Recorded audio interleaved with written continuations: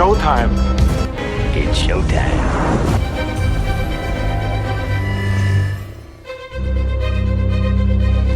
And here we go. Welcome into another episode of the Movie Geek Podcast. I'm your host, George T., and we have a wild weekend box office report this weekend. We also have a bunch of movies coming out, including 2 documentaries and a re-release that have to be talked about. I was able to see Weapons and The Conjuring Last Rites. I will have reviews of those. Plus, I'll also have another episode, but it will not be of the Movie Geek. It will be for the paranormal side. So definitely catch that later on in the week. And I will also be talking about one of my paranormal experiences dropping on Sunday. It is the 3rd part of my solo at Wildwood. And I will be dropping more stuff every 2 weeks if I can on Sundays. So definitely check that out. But this is the Movie Geek Podcast, so we are going to talk movies. How about we talk about the top 5 for last weekend? Now, as I said in last week's episode, that who knew what the top 5 was going to look like, because you had newcomers like The Long Walk and Downton Abbey coming out. You had The Conjuring do so well. And you had a re-release of a couple of things. Toy Story, and I believe it was, The Sound of Music. So, you never know. But a shocking number 1, because I didn't have it on my radar, nor did I have it on the list of movies coming out, because it wasn't listed. So let's get to the top 5. And at number 5 is the re-release of Toy Story, which made $3.4 million. So Weapons was number 3 last week. It dropped all the way to 6th. And Hamilton, which was number 2 from Walt Disney, dropped all the way to 7th. So this is where this is going to get wild. The Long Walk finished in 4th place at 11.7. And as I said in last week's episode, anyone who is a big Downton Abbey fan was going to watch the grand finale movie, because it ends Downton Abbey. It made $18.1 million. The Conjuring Last Rites fell from number 1 to number 2 because, again, another surprise at the top spot. Animated movie Demon Slayer. Yeah, exactly. I didn't even know this movie was coming out, but apparently the anime community did, because it racked up $70.6 million. Are you kidding me? That is craziness. So at least the anime community knew it was coming out. I had no idea. So I did not have that on my bingo card when I was looking at the top 5. I figured Conjuring, Downton Abbey, Long Walk, Weapons, and something else was going to find its way in there. Little did I know Weapons was going to drop out of the top 5. But it has had a long run. It's been out now almost 6 weeks and was number 1 for 4 out of those 6 weeks. So very impressive. Okay, so this week there's a few big movies, but we'll talk about the smaller ones first, as we usually do. The first one out of the chute is Zeno. This is produced by Kevin Hart. I found this to be a little interesting. He's not actually in the movie, so don't look for him. A teenage girl develops a otherworldly bond with an alien that crash lands to our planet in the desert. As government agents search for the alien, she discovers a secret that could change the fate of both their worlds. So, looks pretty cute. Like I said, Kevin Hart is producing it. So, one of, I believe, his director buddies is doing this film. So, Lula Wilson stars as the teenage girl in this movie. So that is going to be in very limited release and probably on video on demand very shortly. A movie that's coming out on Hulu is Swiped. So this movie stars Lily James. She plays Whitney Wolfe Herd. You would know her from the tech world. She is, so this is a true story. She is the co-founder of Tinder, and she was a part of Bumble's public offering in 2021. She was,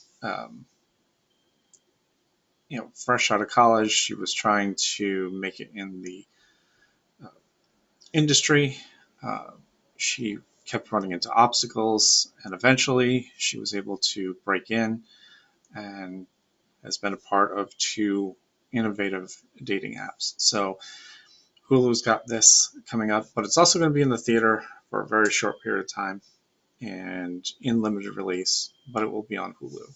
So it looks pretty interesting. So, all right, smaller movie, The Summer Book. This stars Glenn Close and Emily Matthews as Sophia. Sophia's summer with her grandmother on a small island in the Gulf of Finland is portrayed as a magical, life-affirming journey. So another one of these small Finnish films that has a journey of a young girl, and they love to do these kind of movies. And Glenn Close is in it, so it's probably going to be pretty good. A movie that I was kind of confused about, because it is a Netflix movie, but it's not releasing on Netflix until October 7th, so it's getting a theatrical release for 2 weeks. It's called Steve. This stars Cillian Murphy. A head teacher of a reform school struggles to keep his students in line while he is dealing with mental health issues. Probably very topical at this point, with the way schools are now, with the kids, the way they are now, the world in general as it is now. So the trailer looks very interesting, and obviously I won't see it in the theater, but I will wait for Netflix's October release. A comedy, The Senior, starring Michael Chiklis. A man gets kicked off his college football team 37 years ago. At 59, he decides to go back to school to get his degree and try out for his former team to redeem himself. So it is a comedy. There's a lot of good comedians in this film. It looks pretty funny, and if you're a Michael Chiklis fan, you'll like this movie. Another one that is coming out is Prisoner of War. During World War II, Japanese forces capture James Wright, played by Scott Adkins, a British SAS officer, and holds him captive in a prisoner of war camp. Wright and his fellow prisoners are forced to fight in brutal death matches for entertainment of their captors. Basically, obviously this is kind of a gladiator situation. Looks, if you're loving action, this is definitely a movie for you. But it will be in limited release, but it'll be on video on demand very shortly. So Prisoner of War. Plain Clothes, another small independent film, takes place in the 90s as an undercover officer is told to entrap and apprehend a gay man, only to find himself drawn to the one of his targets. So again, another one of these small independent movies. Trailer looks pretty decent. It will be worth a watch when it gets to streaming. Speaking of streaming, Apple TV and the movies are launching The Lost Bus. This stars Matthew McConaughey and America Ferrera. A white knuckle ride through one of America's wildfires as a wayward school bus driver and a dedicated teacher battle to save 22 children from the burning inferno. So Apple TV will have it, and also it will be in theaters. So if you have Apple TV, probably worth a look. As you know, two really good actors, Matthew McConaughey and America Ferrera, are in this. London Calling is another one, small independent film. Josh Duhamel is in it. After fleeing from a job gone wrong, a down-on-his-luck hitman must babysit the son of a crime boss and show him how to become a man. So,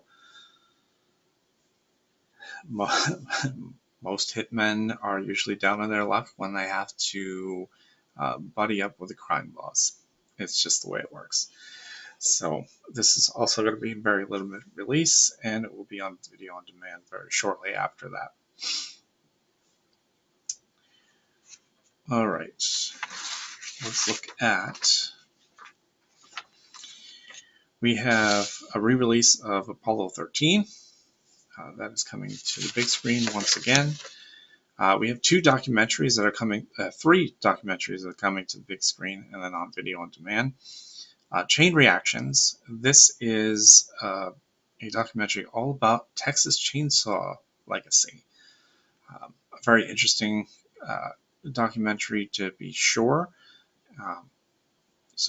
And I know there's been other documentaries about it, but this one looks a little bit more interesting than those. Megadoc. This might not be for everyone. Francis Ford Coppola is doubling down on his mega flop, Megalopolis, from a year ago, showing you behind the scenes documentary footage. He won't let this go. He will not let this go, as it was, nominated for a Razzie. He won an award for it. His biggest thing was he wanted to make a film that he wanted to make, and didn't care.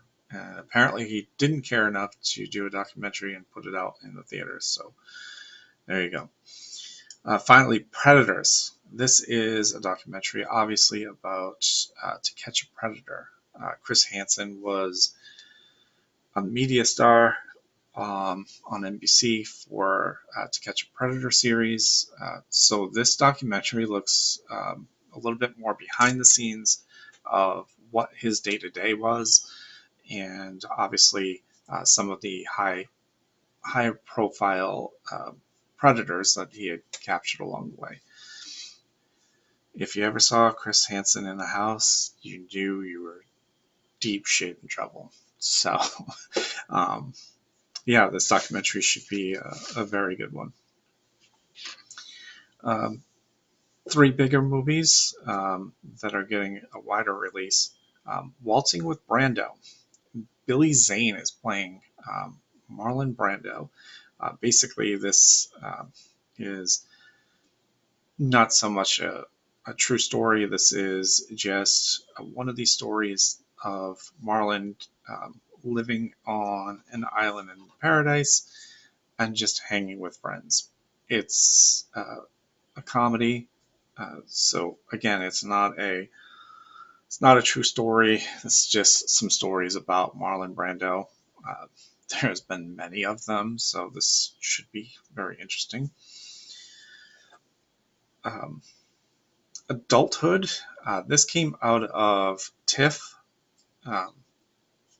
So again, like I said, TIFF was the Toronto International Film Festival. Some of the movies are coming out later on in the year. They have taken some out and put them in the theaters right away. This stars Josh Gad and Kata Secolia. You know me in names. When siblings, Megan and Noah, undercover a dead body in their basement, they stumble into a wildly escalating spiral of crime, cover-ups, and murder. The deeper they dig, the harder it is to escape. So this is obviously a comedy, and it looks pretty funny. Josh Gad does some amazing work. He's also going to be in Spaceballs 2 in 2027, so remember that. So this is going to be out in limited release, and then I believe it's hitting a streaming service very shortly after that. But if it came out of TIFF that early, that means it was a pretty good movie, so definitely check it out. And then the two bigger movies, A Big, Bold, Beautiful Journey, Margot Robbie and Colin Farrell. Through a surprising twist of fate, single strangers, Sarah and David, get to relive important moments from their respective pasts, illuminating how they got to where they are in the present. So basically, this is a time jumping journey with two strangers and how they got to be who they are and why are they together in this particular vacuum of time. I mean, Margot Robbie alone, you have to see it. Or that's just me anyway. And then finally, my number one for the month of September was Him. Jordan Peele's a horror movie set in the football world. Marlon Wayans stars in this film as the GOAT of football who has to train a young man, but it takes horrifying twists and turns, and Jordan Peele has so many surprises. So this looks amazing from the trailers, and I cannot wait to see this movie. I was not a big fan of Nope, but a lot of his other movies I have been. So when I see this movie, I will do a Jordan Peele, best of episode with the review of Him. So Him is definitely going to be in the top 5, whether it be number 1 or not. And I don't even know if Demon Slayer is going to be out still in the theaters, or it was just a one-off like K-pop Demon Hunters was for Netflix when they put it out in the theater and it shockingly became number 1. So we don't know that, but I think Him will definitely be at least 1 or 2. So again, that is the weekend box office report. As I said at the open, I will have my review of Weapons, finally, and The Conjuring Last Rites. But I'm also going to tie The Conjuring Last Rites into my paranormal takes. So I will do an episode strictly not as a movie geek, but as a paranormal journey. And then weekly, I'm going to drop little episodes of my experiences in the paranormal world. And then probably follow those up with videos of the stuff that I have still yet to release from my journeys through 2023. So definitely stay tuned to all this, and of course my shorts. But remember, subscribe, like, comment, share. You're doing it already. If you're new to this channel, do all those things. All right. So that is it for this weekend box office report, and I will see you all at the movies. You like that, baby? Let him know where I came from, yeah! See you next time. Bye. Waiting for you. Goodbye. Goodbye. Goodbye. Hasta la vista, baby. That's all, folks.